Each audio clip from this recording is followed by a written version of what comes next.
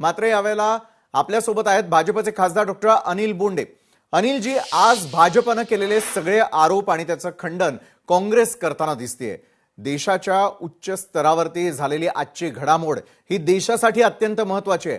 पंतप्रधान नरेंद्र मोदी टार्गेट होते आणि त्यांच्यावरती हल्ला करण्याचा हा कट होता असं भाजपला का वाटतं? डॉक्टर अनिल बोंडे।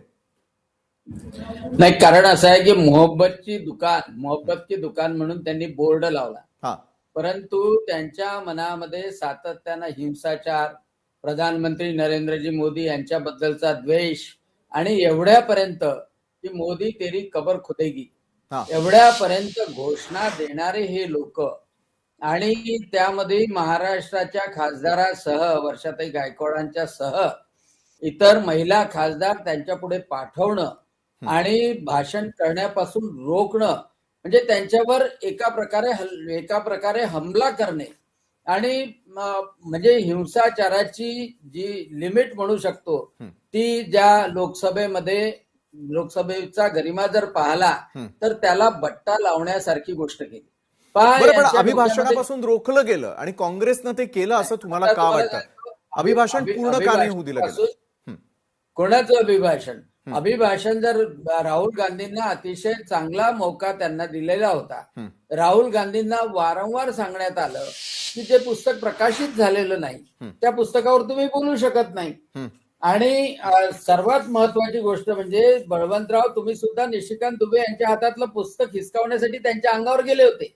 असं लोकसभेमध्ये नाही चालत, हे काही म्युन्सिपाल्टी नाहीये, म्युन्सिपाल्टी सुद्धा संविधानाने चालते।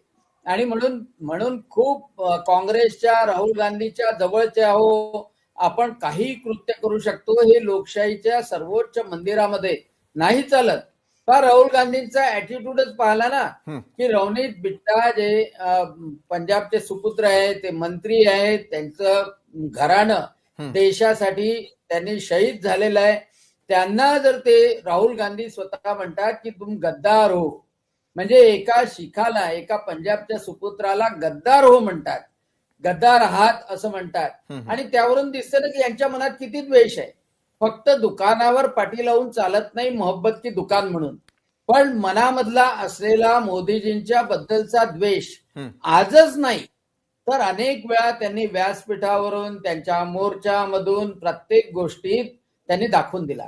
त्याचं कारण आहे हतबलता, कारण मोदीजी किंवा भारतीय जनता पक्षाचं, एनडीएचं सरकार हे लोकांच्या मनामध्ये गेलेलं आहे, लोकांच्या मनामध्ये ठासून भरलेलं आहे, आणि त्याचाच परिणाम आहे। पहा ना, केरळमध्ये तिरुवनंतपुरम मध्ये तिथली महापालिका येते, मुंबईची महापालिका येते, महाराष्ट्रामध्ये घोडदौड सुरू आहे, आसाममध्ये घोडदौड सुरू आहे, म्हणजे असं राज्य आता काँग्रेसच्या हातामध्ये राहिलेलं नाही की काँग्रेस तिथे सत्ताधारी, म्हणजे फक्त कर्नाटक जर